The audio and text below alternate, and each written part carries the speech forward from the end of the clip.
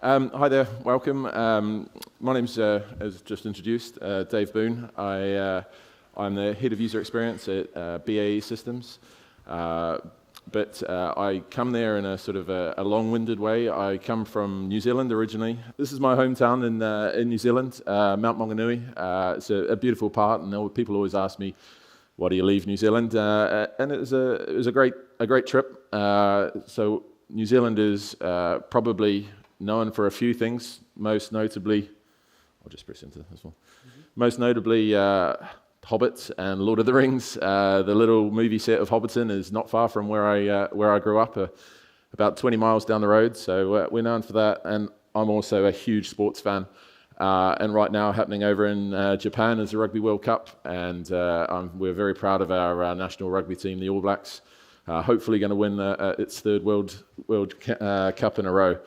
But I left New Zealand because a kind software company decided to pay to move me to a tropical island to develop software, where I lived a couple of years of a very enjoyable life in a little island off the coast of Australia.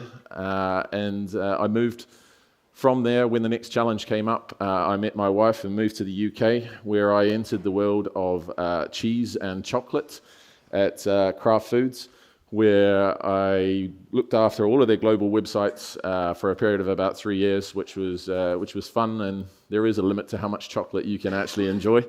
From there, I moved to a startup. I did my time at a small organization called Historic Futures, where we did some massive traceability projects, working with ethical brands to understand when they talk about organic cotton, how do you know it's organic cotton, and tracing their supply chain all the way from the farmers through the factories, measuring things like their water usage and their chemical processes that go in there, so we can fully understand the life cycle of a product. That took us to working with Walmart and Adidas and a few other large organizations, but it was the London 2012 project that was sort of the one that stuck with me. Every athlete, when they received their medal at the Olympics, was given a small little presentation box, and inside that was a code specific to their medal, and they were able to then trace the whole process that went into it, where the minerals that were mined at what particular site, how they travelled around the world, and the date that their particular medal was pressed at the Mint in Cardiff. So that was a project that we were very proud of, and after doing the startup time, I went back to another small organization where I joined BAE Systems. At that time, we were called Detica, and we were a design agency. We worked on products and projects such as Transport for London's Complete Reimagining and Sony PlayStation and another couple of other big sort of commercial projects. But now we work in the world of big data, cybersecurity, and ultimately defense, defending businesses, critical national infrastructure, as well as countries, where I now lead a team that looks after a multitude of projects for various clients, both public and private. But today, I'm here to talk to you about human-centered AI, and we're going to sort of look at those key principles around trust and decision-making. So, what is HCAI? Why is trust a key component in the decision-making process? Where are we today with AI? How is that evolving? And what have we learned from that in the way that we approach critical decisions through a human and machine teaming? The importance of keeping the human in the loop when we're faced with critical decisions. Now, I'll describe what critical decisions are a bit later on in the process. So, I like this definition of HCAI. It comes from MIT, which is the AI system must continually improve by learning from humans, while creating an effective and fulfilling human-robot interaction experience. Understanding that humans are still involved in the AI process is something that we drive forward in the way that we work, because there are a number of things that you can't teach machines, and the human is just simply better at. But it brings into it, why is trust important? Can we overtrust things? Can we undertrust things? Can we misuse trust? And there's a study in 97 that talked about people abusing that trust in autonomous systems and how that can cause accidents, injury, harm. And in modern days, that type of interaction can be things like we'd see with privacy scandals and a number of other things that come with it. So when we talk about trust, there is misuse and disuse. So you can over-trust your systems. And when you over-trust systems, in Turkish Airlines 1951, 1951, unfortunately, it crashed. And an investigation into what happened on there was that the pilot over-trusted the autopilot system. Even though his intuition was telling him that something was wrong, the dials and navigations were failing, he trusted the autopilot would get him out of the situation. Unfortunately, it didn't. And all 3 pilots and 9 passengers on board lost their life. Now, misuse can also come into the modern day. We've heard a lot today about the automation in cars, and simple terms like Tesla's autopilot have received a large level of misuse in recent surveys. I think it's 48% of people involved in their survey believed that it was safe for them, when autopilot was engaged, to take their hands off the wheel and to trust the car to drive it completely. Quite scarily, 6% believed that they could take a nap while the autopilot was engaged. So trying to understand that there is a factor that we need to consider for misuse. And when disuse is of automation is the Costa Concordia, the big cruise ship that unfortunately ran aground. Again, 32 lives were lost. In the investigations that came, the captain changed from the pre-programmed routes out of the safe channel in the harbour. Now, he didn't trust that program was going to successfully do it, and he took over the manual controls and hit a shallow reef. The impact on that was both impact on loss of life, but also that there was the environmental catastrophe that followed from those outcomes. So we have to be very careful about balancing the trust and making sure that it is appropriate for the situations that we're in. So we need users to feel that they can trust the information at a level that is appropriate for them, for their context and how they're working. The excellent, I've seen this pop up a few times over the last day, is Pair with Google, where they talk about calibrating their trust, making sure that the decisions will be based on explanations, and the user should know when to trust the predictions and when to apply their own judgment. So we've talked about misuse and disuse, but there are 3 layers to trusting systems. The dispositional trust is the human element, understanding what we bring to that. That might be our culture, our age, what we've been exposed to in our lives. We bring our own personality to those trust decisions. And then we have to think about where we are when we're trusting a system. So the situation, the context that we are operating in, the motivations, and the sort of the general environment that is there. And we have learned trust. What have we used before? How well do we understand things? How simple is it? How performant it is? And actually, how much effort do I have to put in? Are there alternatives? That all contributes to how much we will trust the system. Those levels of trust at the moment, when we talk about consumer AI, things like Google, Siri, even Netflix's recommendation engines, is understanding that the level of knowledge that you need when you arrive at engaging with the AI is very low. You can, hey Google, and you can ask it a simple question and you expect an answer. And that answer will come back, and sometimes it's right. Sometimes you think, oh, there could be a better answer. You know, if I asked it to recommend me a playlist, you know, if it gives me something and I say, oh, I don't like that band, I can do some simple training. I can tell it I love that, or don't give me that. But my risk and reward is very low. I'm quite happy to engage, and I don't mind if the results are not always perfect. If I ask for a recipe and it puts in Brussels sprouts, and I don't like Brussels sprouts, I'll just move on. When we get to critical decisions, it's not quite that easy. We can't sit there and understand that if we get the situation wrong, its impacts are far severe. But working together, we need to understand what problem is being solved by AI.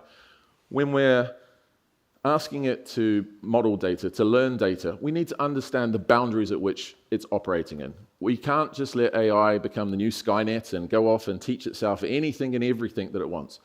Because how do we know that the answer that's coming back is the right answer for all of those situational awareness pieces? So knowing what is going to be looked at, where that data comes from, and how we need to prioritize those informations is key to us. And we've seen the evolution of this apply very well in board games. So board games are a set of fixed rules, a closed system, fixed rules. And the game of chess, we've seen that evolve from the 70s. They brought out machines that would play amateurs and they beat them, no problem. But it evolved. And then suddenly it was only the grandmasters that could beat the chess players. And then I've heard it a couple of times here over the last few days. Gary Kasparov was beaten by Deep Blue. And he was a bit grumpy about that. He thought, no, there's no way the machine can beat us. Somebody outside is helping them do that.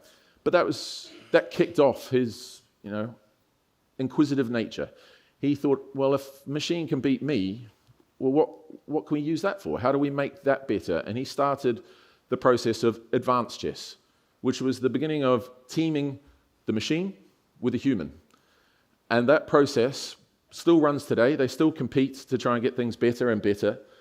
But it suddenly saw amateurs, people with not great backgrounds that were able to use AI, and then they could beat grandmasters.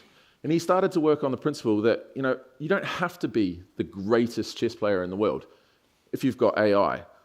No, that's going to help. But what you need is a great process to go around that. How do we build a relationship with that AI that allows us to adapt, to react, to move? And so he suddenly saw that the knowledge levels of people in chess just rise super quick. You had grandmasters that were being younger and younger ages, and they were coming from areas of the world that didn't have strong heritage in chess, like Vietnam and Norway. It suddenly meant that the knowledge transfer within his domain had exploded through the use of the AI as both a learning technique and a method for use.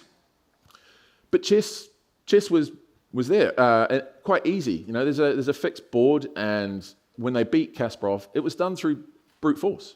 It wasn't done through great, smart machine learning techniques like we would have today. It recognized every possible move that there was available to them, and it cycled through them in a matter of seconds. So it could work its way out through the chess paradigm quite quickly. So AI moved on to Go, and Go is a traditional board game played on a 19 by 19 grid with simple rules, but the number of combinations of moves in the game is far greater than all of the atoms in the universe. So the ability to brute force Go is just not possible. So they had to come up with new and innovative ways to get a machine to beat Go players. And this took quite a while. What they did when they brought out the original Go by DeepMind was they used previous games. They just studied the way humans played each other for years and years, and they figured out the best moves and combinations. And when it finally beat Lee Sedol, it had to play a near perfect game to beat the grandmaster, the world number one ranked player at that particular time. But as soon as that was complete, they were working on the next evolution. They moved on to AlphaGo. And what they did was they took all of the human versus human games that they'd learnt from, and then they played itself. It just learnt by playing itself millions and millions of times more. And when they played the next number one in the world, they won that a convincing 6-0. But the day that victory came about, they released AlphaGo Zero. And that was a step change in the way that they approached the learning techniques within AI. Instead of learning from humans, it discarded that information, and it's all about learning from itself. So it used a blank page technique where it just set about playing itself, and whatever moves and combinations it could come up with millions and millions of times. And suddenly, when that played the all-conquering AlphaGo system, it beat it 100-0. It simply came up with new techniques that had never been seen before in thousands of years of gameplay, just by learning from itself. But it was still operating within a fixed confines of the 19 by 19 grid with a clear objective, a clear problem that it was trying to solve. Now, players go and play AlphaGo Zero because it's the ultimate challenge for humans, and they're now learning these new techniques that they can apply their own style to, their own way of playing. So when they play human-human, they have new ways of winning this game. And it's that thought process that you need to learn from a machine, but you can't just hand over complete reliance to it. Studies have been done in there and Garry Kasparov, after he lost, has dedicated large amounts of his life to that human-machine teaming, understanding what that relationship is. And that over-reliance on the machine weakens the knowledge of the particular context that you're using. And he saw that once they removed the machines, those people that had relied on it, they were just easy beats. They hadn't actually retained the why. What am I trying to achieve? Why do I make that move? Why is that important? So they were over-trusting the machine to make those decisions. It's those that created that great process that allowed them to learn from and understand, gave them that comprehension, and they retained that knowledge that meant that they could continue. And that's key to the way that we consider human-machine teaming in our critical decisions. Because those critical decisions at BAE are in some very pressurized domains. We've heard some today. There was Jared talking about the nuclear facilities. We've heard people in healthcare. But the domains we work in have very real and strong social impacts, whether it be your privacy, your safety, your integrity. These decisions will affect you and all of the other people in the room at a particular time. And we need to know that the human in this process is as informed as they can be, but they also know the context of which they're making these. We call these the critical decisions in the supply chain of analysts' work. And humans have to deal with so much data that when they're dealing with the amount of data that is being generated today, both by Internet of Things devices, user-created content, it can be overwhelming. You know, the volumes that they now have to sift through are growing and growing and growing every single day. And at some point, those humans who have spent, in our case, they're expert users. They have clear domain knowledge. They work in environments where they've honed their craft. They understand, you know, the real fine details of the decision-making, the intent, the motive, and that understanding. Things that are very human traits that we can't hand over to the machines. And when that volume of data is growing, their ability to find the needle in the haystack is diminished. It just overwhelms them as they're going through. And it was when we were doing some research into how we could assist this that I was given this goldmine of a quote when I can use the needle in a haystack. He suddenly referred to it as, well, we're not just looking for the needle in the haystack anymore. We need to know which haystack to look in. So the problem had shifted out far greater.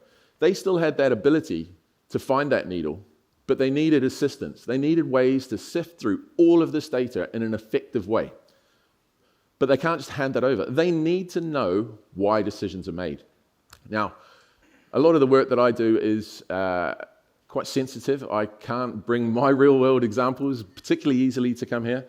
But fortunately, DARPA have done a nice little job over in the States where they're working with the Department of Defense. So there's a link on my slides if you want to look into this. And they have an explainable AI program. And this is a key principle in the way that we're working. And they look for different ways that they can create a relationship between the human and the machine that allows them to not only work as individuals, but to understand and manage workforces of human-machine teaming that go through it. And they talk about the need for the explainable interface to be able to convey most of the meaning in that process. And in the diagram below, today we're able to find the answer. You know, we can give you the answer, but you're still kind of left with that, why did you do that? Was there an alternative? Could I do something different? Is that enough information for me to trust? You know, is there any way that I can tweak some variables? You're left with a lot of human inquisitive natures into that process. And the way that we're working with human-centered AI is to make sure that we have an explainable model that's going to underpin it, but an explainable interfaces as well. So we need the human-machine teaming that is going on there to be able to present you with the answer, but how they got to the answer. And because, you know, modern day Internet of Things, you've got to have some cats. This is a very simple way of explaining that model. So when we bring the picture of a cat into this equation, it can go away and it'll come back and it'll give you the right answer. This is a cat. It'll give you some arbitrary measure. It's p 0.93. Okay, what does that mean? Is that enough for me to make a critical decision on that? 0.93. What about 0.92? Do I need 0.95? I'm still left with a whole bunch of questions, even though the answer is it's right. I can tell it's a cat. But when we talk about explainable AI, it's looking at that process and it puts it through models, whether that's taxonomies or ontologies. It needs to work out the human nature that goes with it. So it works out, this is a cat. It has fur, whiskers, and claws, but it also has this feature. And it can show other examples of that feature. So you're able to now, I understand how you got to that decision, and I feel confident that I can trust that that is in fact a cat. Yeah, it does have furs and whiskers, and it needs to do this when things fail as well. Getting to a point where it explains to you that, hey, actually, I haven't managed to find enough information to be, confident. Is a portrayal that explainable AI needs to give you, and it's perfectly okay to get information and go, you know what? I don't trust that. I am in a position where I don't trust that. I now need to go and investigate it more, and that is really crucial when we're talking about people's safety, lives being put at risk. So that pairing of a human and machine allows teams and workforces to adapt to unexpected change.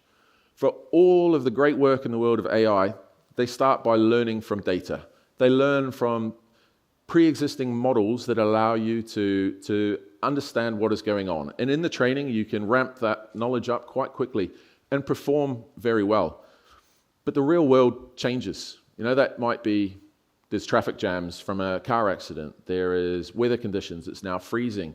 All of these variables can change really quickly. And it's when that unexpected change or surprise event occurs that we have problems with AI modeling. They drop off a curve, and as existing models almost become redundant because they don't have the data sets to be able to react to that change effectively.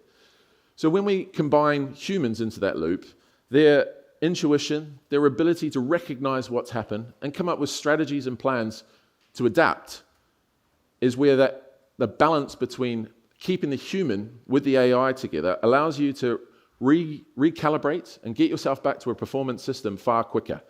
And when factors are changing daily, every second, that is crucial in that decision-making process. And it combines this balance. I have the pleasure of working with some incredibly smart people, smarter than me when it comes to the actual underlying AI.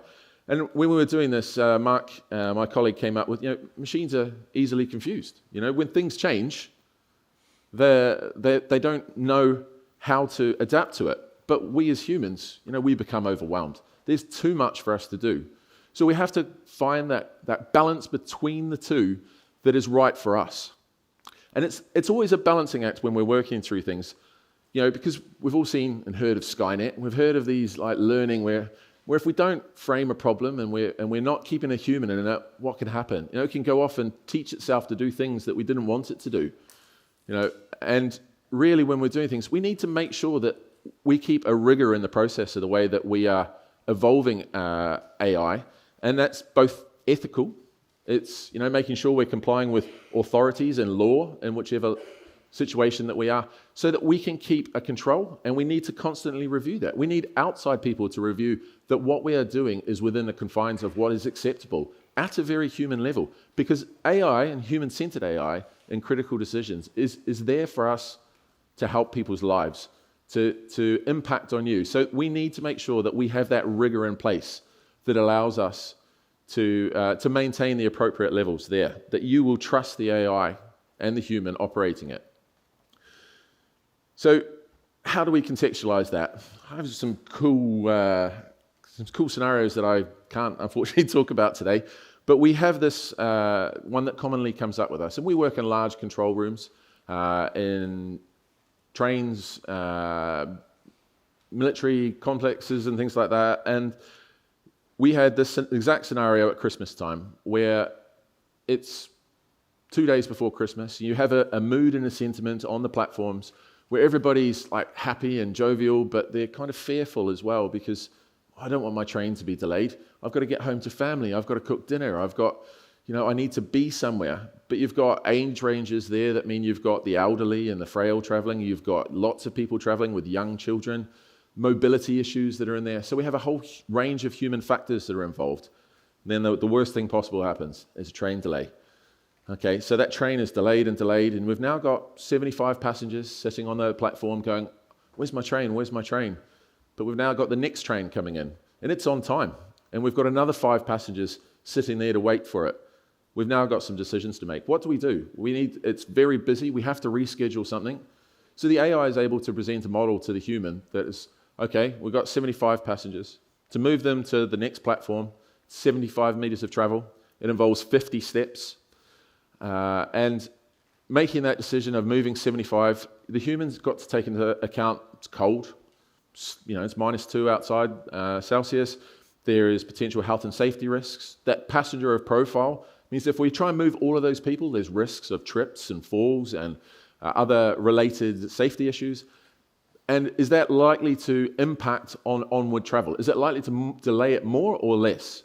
Humans are able to bring the contextual knowledge of their experience to that situation, or the other option it presents is, well, move the train that's on time with 5 passengers. That profile is much less. The likelihood of there being as many people impacted is lower. The trip hazards and the rush that people will move is likely to be lowered.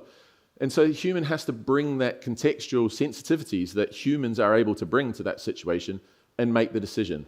And they move the 5 passengers. Even though their train is on time and they're in the right place, it is the correct decision to move them for the benefit of everybody else rather than moving the 75 and risking further onward damage. That's a soft principles and some of the AI stuff. We move, but it is still critical to people's safety and timeliness and environments. So what are the key principles for trust and decision making? We need to be thinking about clearly defining the problem, understanding what are the boundaries to which AI is going to look in, where is the data coming from, how much structure and rigor is involved in that data, and how will it appropriately be used. We need to think about making things explainable. We need, as humans, to understand that decision-making process. We can't go into black boxes. I don't want you to just give me the answer. In our environments, we need to know how that decision was made and how we can tweak variables in that process when we're teaming with those AI processes to make them useful to me. And they need to be ethical and lawful. We have to make sure that when we define a problem, that problem is in the realms of what we need to do and operate in legally and for the benefit of those users that are involved. Thank you. Happy to take any questions.